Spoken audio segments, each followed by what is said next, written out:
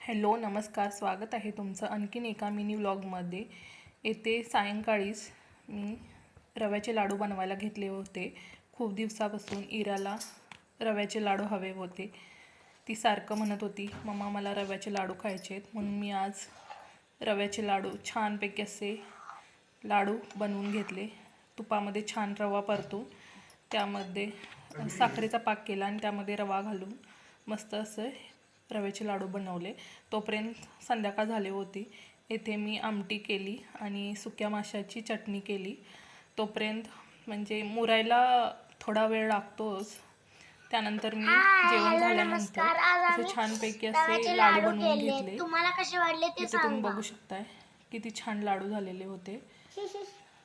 Hi hello नमस्कार, आम्ही रव्याचे लाडू केले, तुम्हाला कसे आणि टेस्टला पण खूप भारी झाले होते। त्यानंतर जेवण झाल्यानंतर आणि सगळी कामं आवरल्यानंतर इथे इरा मस्त असा डान्स करत होती। तुम्ही बघू शकताय किती छान करते ती, मला हसू येत होतं।